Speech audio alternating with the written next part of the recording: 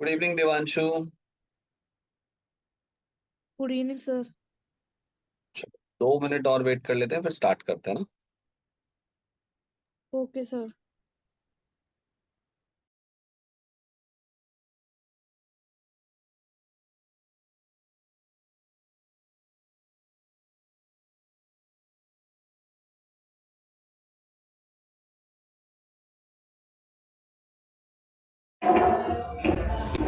Good evening sir.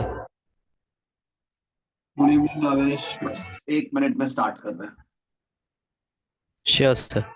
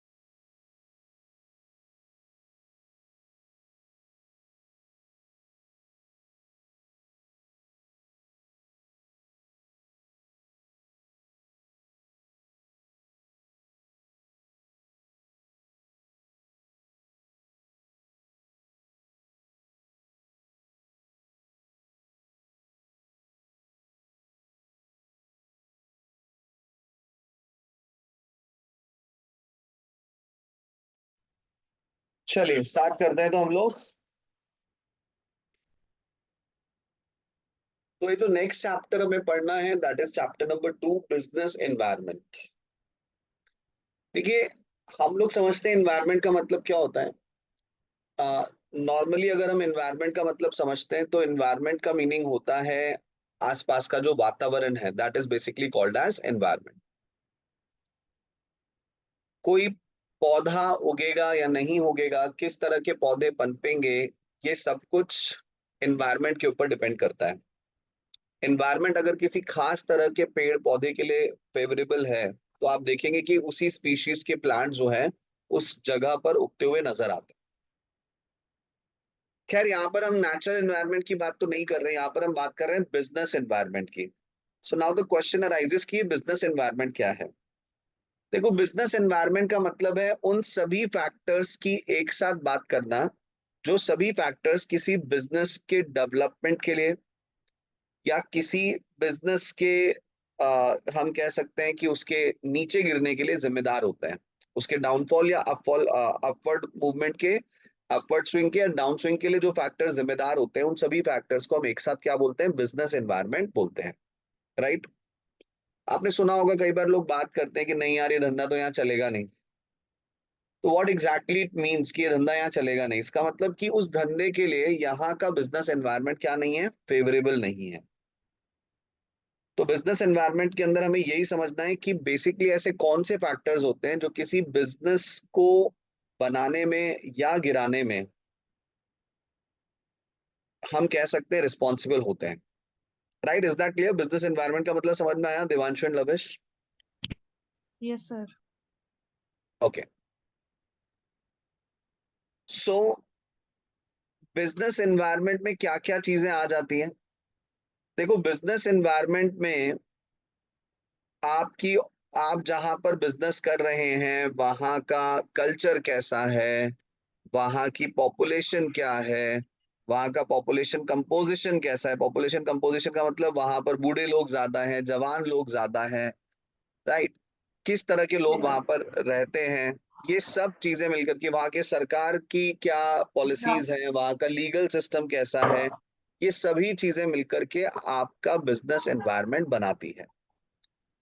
कोई business environment किसी खास तरह के बिजनेस के लिए फेवरेबल हो सकता है, एट द सेम टाइम किसी खास तरह के बिजनेस के लिए अनफेवरेबल भी हो सकता है।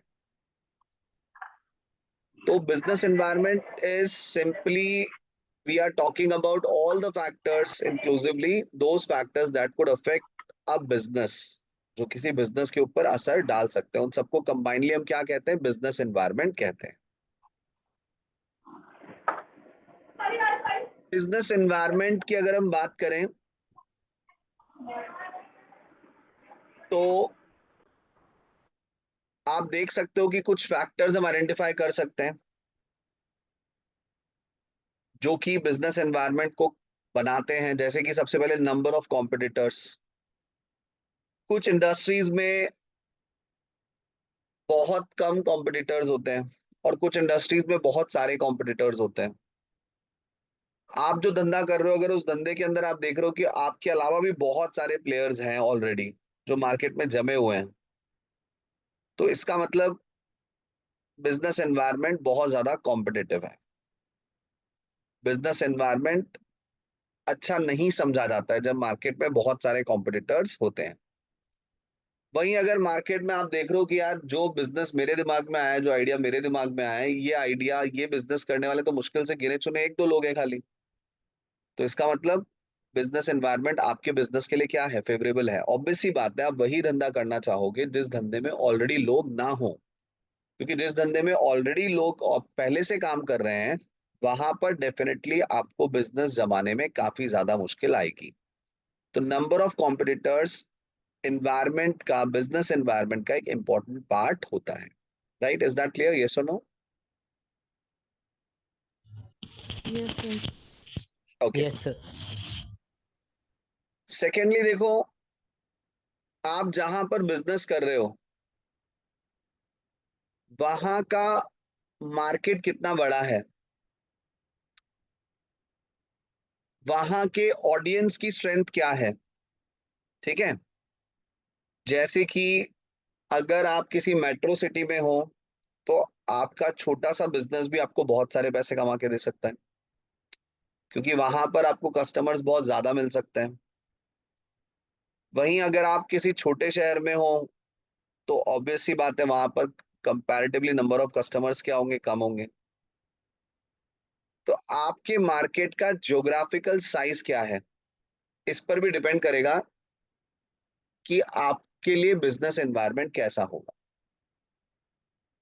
कुछ बिजनेस ऐसे होते हैं जो आप एक शहर स्पेसिफिक ही करते हो कि नहीं यार ये बिजनेस तो मैं सिर्फ एक शहर में ही करूंगा, और कुछ बिजनेस ऐसे होते हैं जिन्हें आप पैन इंडिया पे कर सकते हो। अच्छा मार्केट, बड़ा मार्केट बिजनेस एनवायरनमेंट को फेवरेबल बनाता है, छोटा मार्केट बिजनेस एनवायरनमेंट को अनफेवरेबल बनाता है। आज का जो टाइम चल रहा है वो स्टार्टअप्स का टाइम चल रहा है। स्टार्टअप्स मतलब बिजनेस कैसे करने की कोशिश की जाती है कि मेरे दिमाग में कोई आइडिया आया, मैं उस आइडिया को बिजनेस में कन्वर्ट करूंगा और कोशिश करूंगा कि मुझे फंडिंग मिल जाए, कोई मुझे 10 करोड़ 20 करोड़ रुपए का इन्वेस्टमेंट मुझे मिल जाए। तो जो इन्वेस्टर्स होते हैं वो भी एक ऐसे बिजनेस में ही इन्वेस्ट करना पसंद करते हैं जो बिजनेस आगे जाकर के स्केल हो सकता है। स्केल होने का मतलब ये है कि आगे जाकर के बहुत बड़े बिजनेस में कन्वर्ट हो सकता है। ऐसा बिजनेस ही लोग करना चाहते हैं। जो बिजनेस छोटे ही रह जाएंगे, डेफिनेटली उन बिजनेसेस के बारे में इन्वेस्टर ज्यादा नहीं सोचते हैं। जैसे कि अगर मान लो मैं कहूँ कि साहब मैं एक शहर के अंदर 10 ठेले लगाना चाहता हूँ गोलगप्पे के, ये मेरा बिजनेस आइडिया है, तो इसके लिए शायद मुझे इन्वेस्टर्स इन्वेस्टमेंट ना दें। लेकिन हाँ, अगर मैं कहता हूँ कि भाई मैं एक गोलगप्पे का ब्रांड बनाना चाहता हूँ, जिसमें मैं पैकेज्ड गोलगप्पे बेचूंगा और तरह तरह के पानी का जो है पाउच बना के बेचूंगा, और पूरे इंडिया में इसकी मैं ऑनलाइन सप्लाई करूंगा, तो ये फिर भी इन्वेस्टेबल लग रहा है, क्योंकि यहाँ पे मार्केट साइज क्या हो गया, बड़ा हो गया। सर तो आपकी स्क्रीन फ्रीज हो गई है। स्क्रीन फ्रीज हो गई है कि सबको, सबके लिए फ्रीज हो गई या सिर्फ दिवांशु के लिए फ्रीज हुई थी, बाकी सबको कंटिन्यूअसली दिख रहा था proper? No sir. Internet connection is unstable, ऐसे कैसे हो सकता है? अच्छा, 5G वाले से कनेक्टेड नहीं है।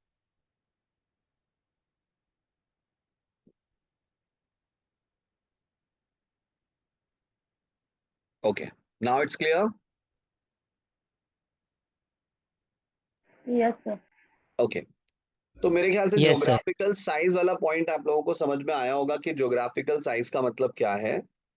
जो बिजनेस जितना ज्यादा बड़ा होगा उतना ज्यादा फेवरेबल है वो, और जहां मार्केट छोटा होगा उतना ही वो लेस फेवरेबल है।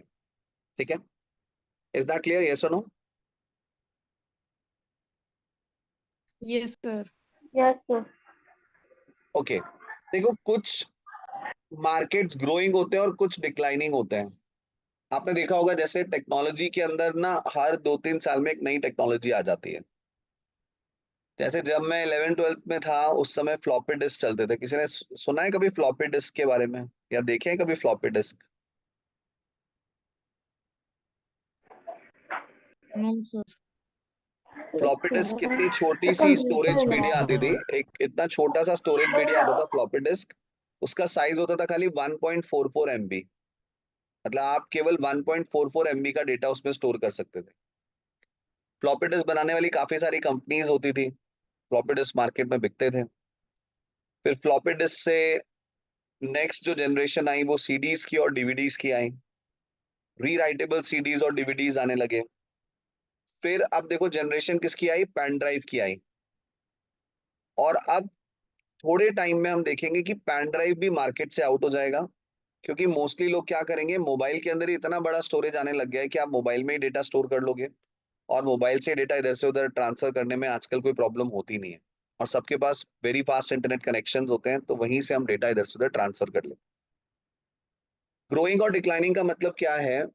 जैसे मान लो मैं आज की तारीख में पेन ड्राइव बनाने का प्लान डालने के बारे में सोचूं, तो what you think, is it a good idea कि मैं पेन ड्राइव बनाने का प्लांट चालू करता हूँ और पेन ड्राइव मैन्युफैक्चर करके बेचूंगा मैं?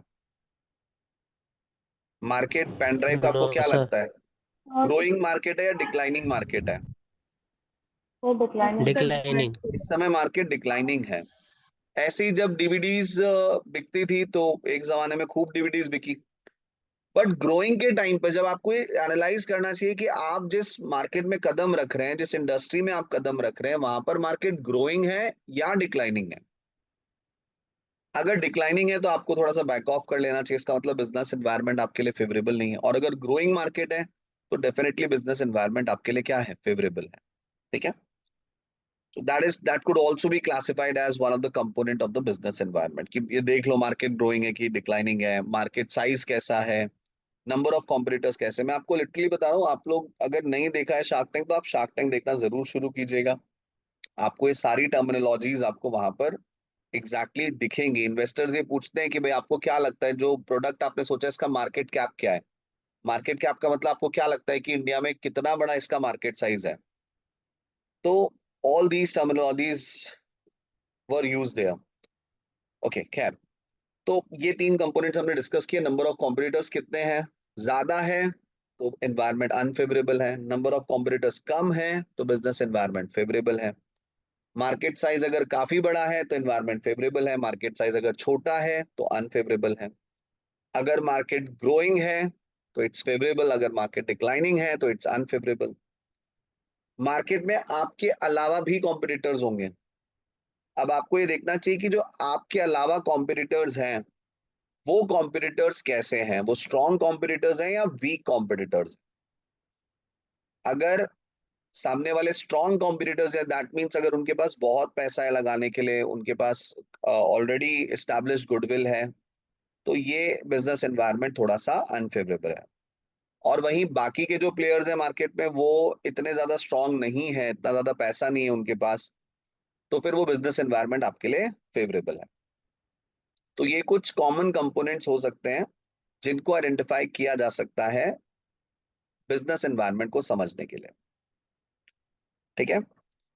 अच्छा, क्या क्या हम यहाँ पर ये कहना चाह रहे हैं कि अगर बिजनेस एनवायरनमेंट अनफेवरेबल है तो फिर आप बिजनेस करने के बारे में सोचो ही मत? क्या बिजनेस एनवायरनमेंट पढ़ने का ऑब्जेक्टिव ये है? The answer is no. हम बिजनेस एनवायरनमेंट को इसीलिए समझ रहे हैं ताकि अकॉर्डिंगली हम स्ट्रैटेजी बना सकें।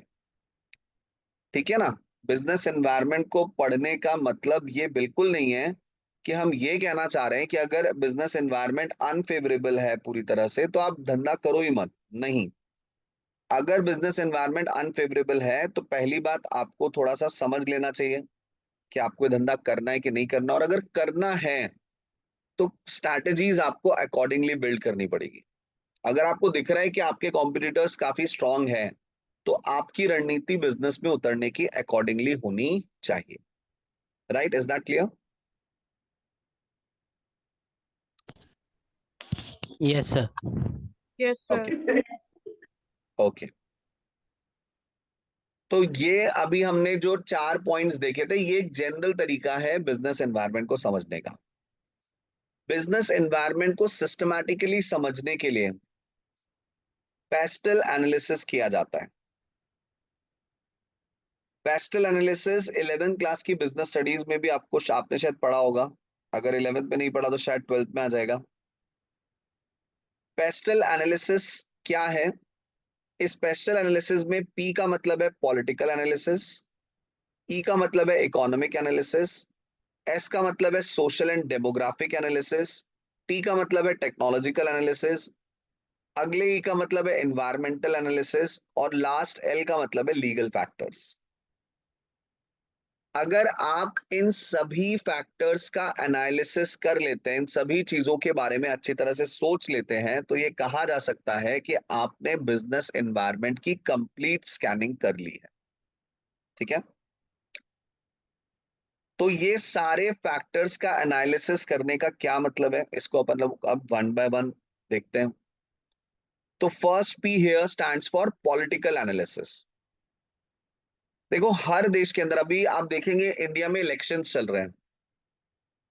इलेक्शंस के बाद अगर सेम गवर्नमेंट रिपीट होती है तो आप देखेंगे कि स्टॉक मार्केट जो है वो एकदम से अप जा रहा है। अपवर्ड ट्रेंड नजर आएगा आपको स्टॉक मार्केट में।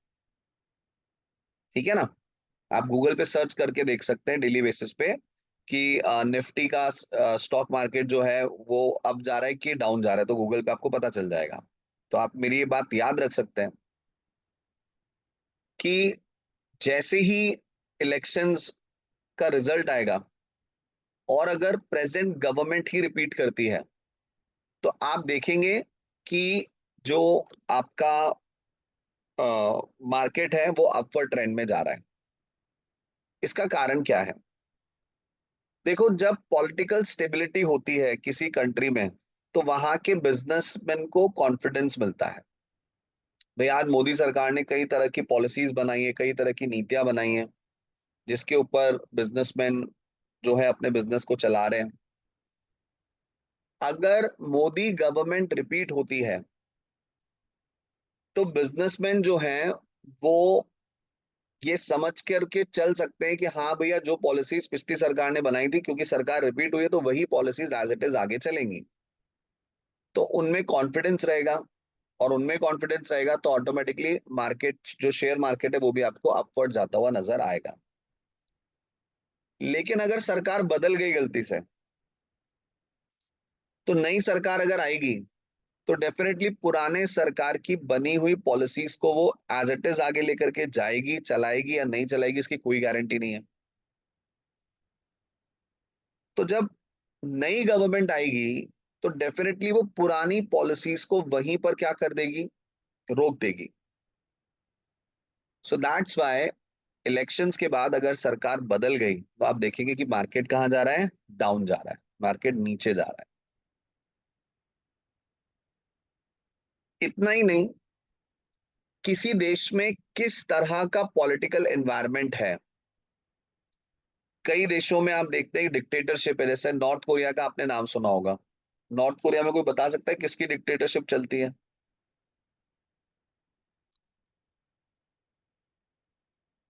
कोई बता सकता है? नॉर्थ कोरिया में डेमोक्रेसी नहीं है, नॉर्थ कोरिया के अंदर एक ही आदमी ने कब्जा कर रखा है पूरे देश के ऊपर। एक ही परिवार पूरे देश को कई समय से चला रहा है। वहां पे कोई इलेक्शंस नहीं होते और वहां पर किम जोंग की डिक्टेटरशिप है। तो नॉर्थ कोरिया में हम कह सकते हैं कि पॉलिटिकल पॉइंट को अगर आप देखें, पॉलिटिकल फैक्टर को आप अगर देखें, तो बिजनेस एनवायरनमेंट फेवरेबल नहीं है। क्योंकि जब किसी की डिक्टेटरशिप होती है तो वो मनमाने तरीके से डिसीजन लेता है, बिना किसी बात को, बिना किसी इंपॉर्टेंट पॉइंट को कंसिडर करे हुए। तो ऑटोमेटिकली ऐसी जगहों पर बिजनेस इंडस्ट्रीज जो हैं वो फल फूल नहीं पाती। वहीं इंडिया जैसी कंट्री, यूएसए जैसी कंट्री, जहां पर डेमोक्रेसी एग्जिस्ट करती है, जहां पर किसी की डिक्टेटरशिप नहीं है, इन कंट्रीज के अंदर अगर आप देखेंगे तो बिजनेस इंडस्ट्रीज आराम से, क्योंकि यहाँ पर जो जायज होगा वही किया जाएगा। हर एक चीज को कंसिडर करके सरकार डिसीजन लेगी और सरकार को जनता ने ही चुना है। तो यहाँ पर बिजनेस इंडस्ट्रीज में क्या रहेगा? कॉन्फिडेंस रहेगा। तो पेस्टल एनालिसिस में पॉलिटिकल एनालिसिस करने का मतलब है सबसे पहले तो ये देखा जाए कि सरकार कितनी स्टेबल है, फिर ये देखा जाए कि सरकार कैसी है, डेमोक्रेसी है, डिक्टेटरशिप है, कम्युनिज्म है, किस तरह की सरकार है।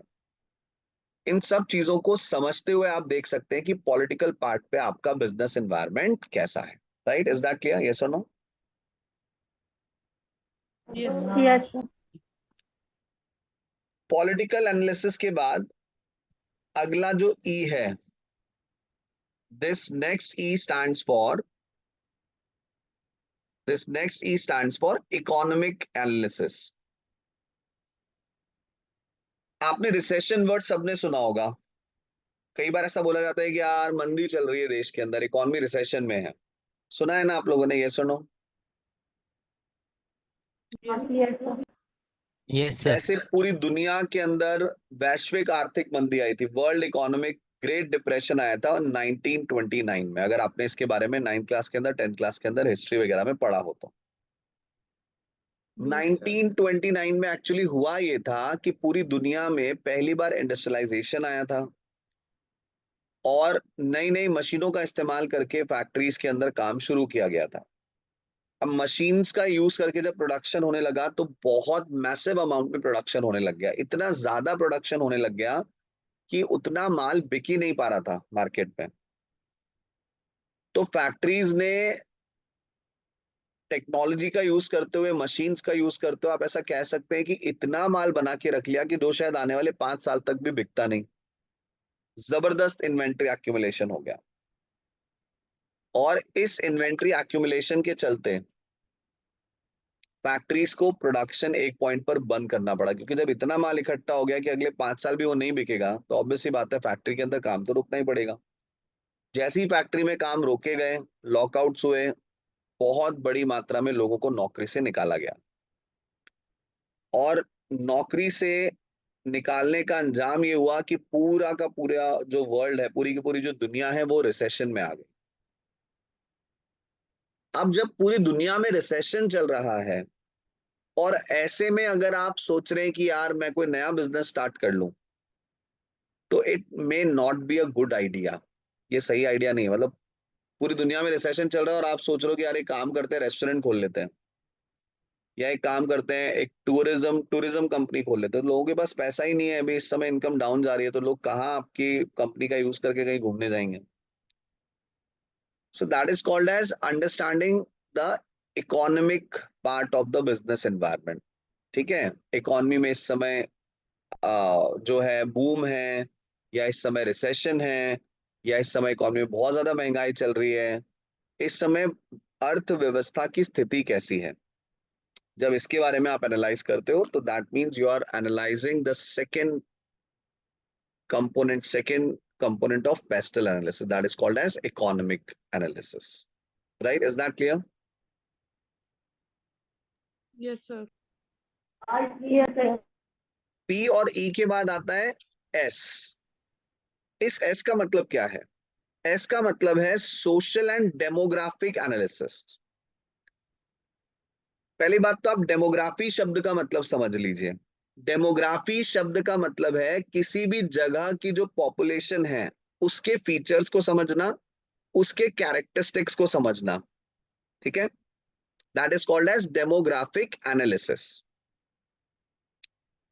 जैसे इंडिया की डेमोग्राफी को समझा जाए तो हमारे देश की पॉपुलेशन बहुत ज्यादा है, but at the same time हमारे देश की जो पॉपुलेशन है वो फुल्ली एजुकेटेड नहीं है. हमारे देश की पॉपुलेशन में यूथ पॉपुलेशन, जवान लोगों की संख्या इस समय ज्यादा है और बूढ़े लोगों की संख्या कम है.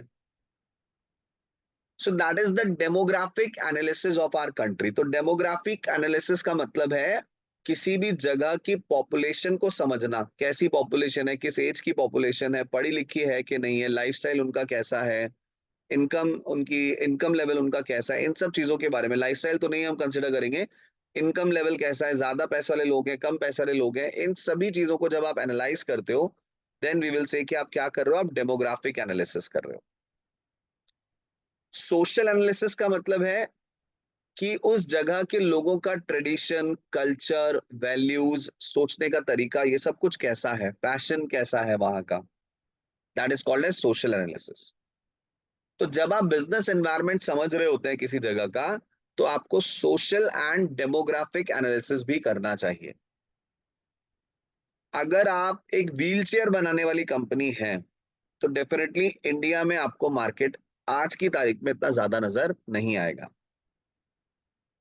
हाँ, आज से 30 साल के बाद जब इंडिया का पॉपुलेशन कंपोजिशन शिफ्ट हो जाएगा, क्योंकि देखो अभी आपने देखा होगा कि अब धीरे धीरे ट्रेंड आ गया है कि फैमिली में मैक्सिमम एक बच्चे या दो बच्चे करने हैं.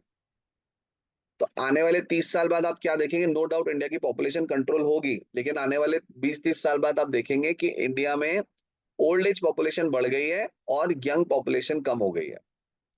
उस समय अगर कोई व्हीलचेयर बनाने वाली कंपनी इंडिया में आएगी तो वो जरूर ये कहेगी कि यार यहाँ का बिजनेस एनवायरनमेंट काफी फेवरेबल है. बट आज की तारीख में सोशल एंड डेमोग्राफिक एनालिसिस के बेसिस पर तो डेफिनेटली यहाँ पर उसे बिजनेस एनवायरनमेंट इतना फेवरेबल नहीं लगेगा. Right? Is that clear? Okay sir. समझ में आ गया? पॉलिटिकल एनालिसिस का मतलब क्या एनालाइज करना है, इकोनॉमिक एनालिसिस का मतलब क्या एनालाइज करना है, सोशल एंड डेमोग्राफिक एनालिसिस का मतलब क्या एनालाइज करना है. ठीक है? Yes sir. Yes, sir. ठीक है, ओके. अब एस के बाद आता है T, and T means technological analysis. देखिए, कुछ कंट्रीज टेक्नोलॉजी के मामले में काफी आगे हैं, कुछ कंट्रीज मिड ईयर चल रही हैं और कुछ कंट्रीज टेक्नोलॉजी के मामले में काफी पीछे हैं. आपको जो धंधा करना है उसमें टेक्नोलॉजी का क्या रोल है, इसके बेसिस पर ये कहा जा सकता है कि on the basis of technology किस तरह का आपको बिजनेस एनवायरनमेंट नजर आएगा, फेवरेबल या अनफेवरेबल. अगर हम अगर हम इंडिया की बात करें तो इंडिया में इस समय इंफॉर्मेशन टेक्नोलॉजी, इंटरनेट टेक्नोलॉजी, ये सब कुछ बूम पर है. तो अगर आपके बिजनेस में टेक्नोलॉजी का यूज है तो definitely environment is favourable for you. जैसे कि फॉर एग्जांपल हमारा बिजनेस क्या है, एजुकेशन का, और इस समय टेक्नोलॉजी इंडिया में बूम पर है. तो हमारे एजुकेशन के बिजनेस के लिए, खासकर ऑनलाइन एजुकेशन के बिजनेस के लिए आप क्या बोलेंगे, एनवायरनमेंट फेवरेबल है या अनफेवरेबल है इंडिया का? फेवरेबल है. फेवरेबल है एनवायरनमेंट, Favorable. है ना? भाई पहली बात, इंडिया में इस समय स्टूडेंट्स की संख्या काफी ज्यादा है अगर अपन डेमोग्राफिक एनालिसिस की बात करें. पॉलिटिकल एनालिसिस की बात करें तो गवर्नमेंट की स्टेबिलिटी है. तो कुल मिलाकर के एजुकेशन बिजनेस के लिए इस समय बिजनेस एनवायरनमेंट काफी अच्छा है. तो टेक्नोलॉजी का यूज अगर है और टेक्नोलॉजी मौजूद भी है कंट्री में, so that's a positive sign. अगर आपका बिजनेस ऐसा है जिसमें टेक्नोलॉजी की कोई जरूरत नहीं है, तो फिर आप जरूर कह सकते हो कि आपको बिजनेस एनवायरनमेंट से कुछ खास फायदा नहीं मिलने वाला। सो that is the technological analysis. Technology के बाद दोबारा से ई आता है, and this E here stands for environmental analysis. देखो, नॉर्थ पोल और साउथ पोल है अर्थ पे। आप क्या इमेजिन कर सकते हो कि नॉर्थ पोल के अंदर कोई बड़ी फैक्ट्रीज ने अपने प्लांट्स डाल रखे होंगे या साउथ पोल में डाल रखे होंगे? What you think? No sir. क्यों नहीं डालेंगे? सर वहाँ पे इतनी पॉपुलेशन ही नहीं कि वो अपना सामान बेच सके। चलो बेचे नहीं, बना ले, वहां पे मैन्युफैक्चर कर ले।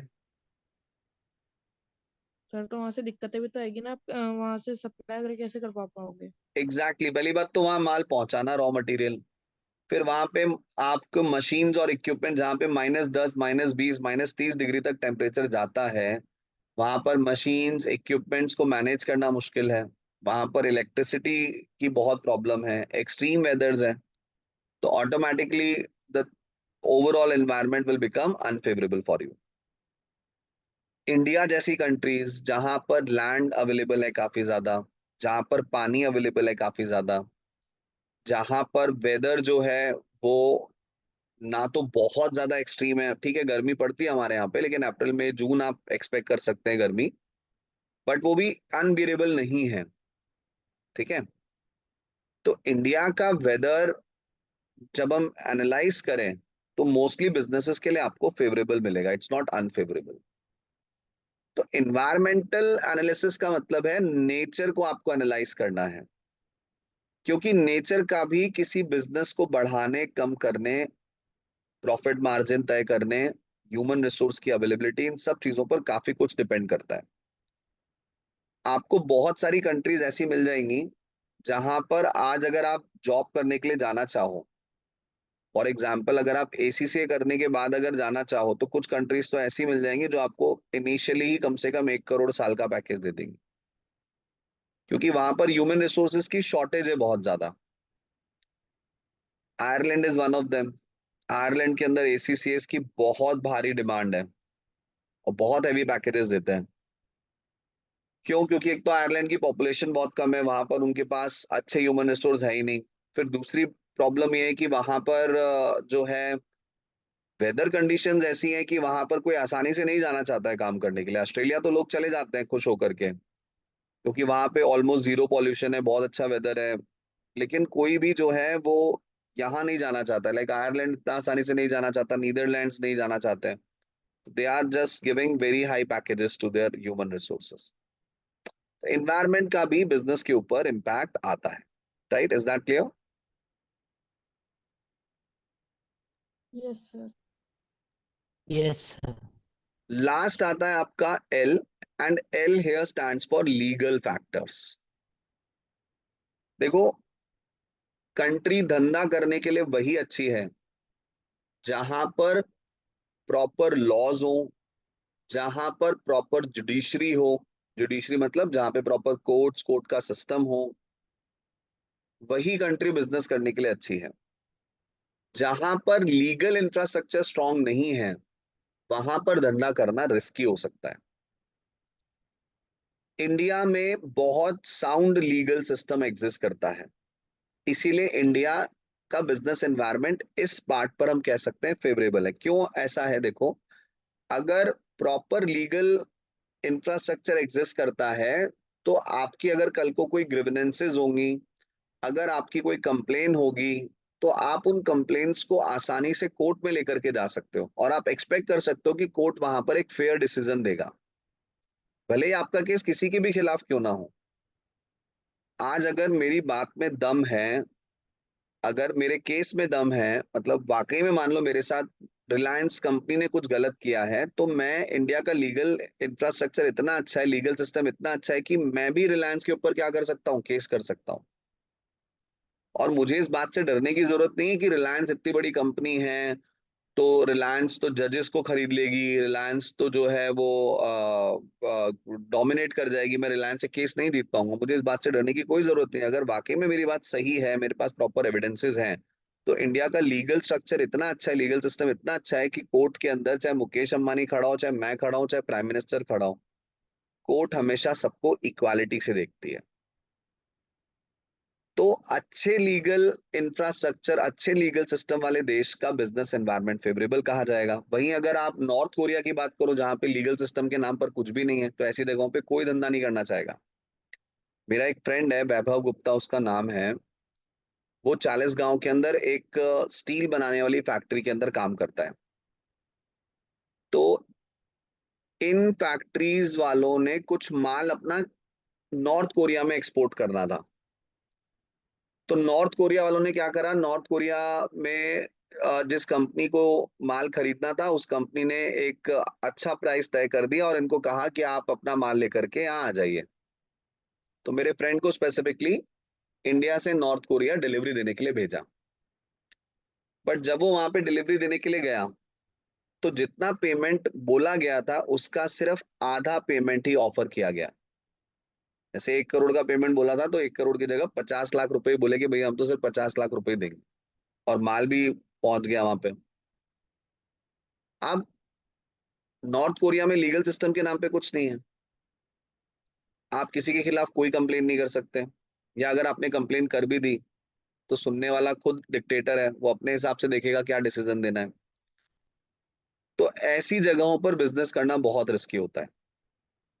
बट वहीं अगर मान लो इंडिया में किसी बाहर की कंट्री वाले ने सामान भेजा हो और सामान आने के बाद अगर पेमेंट ना हो, तो वो कंपनी इंडिया के कोर्ट में भी जाकर के केस करेगी, तो इंडिया का कोर्ट उस केस को सुनेगा और सुनकर के फेयर डिसीजन देगा, बिना इस बात को देखे कि नहीं खरीदने वाला जो है वो इंडिया का है तो उसको फेवर किया जाए। ऐसा कोई फेवर नहीं किया जाएगा, कोर्ट के लिए सब कुछ इक्वल होता है।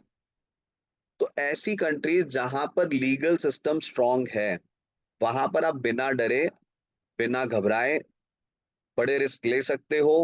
आप वहां पर आसानी से बिजनेस एस्टेब्लिश कर सकते हो।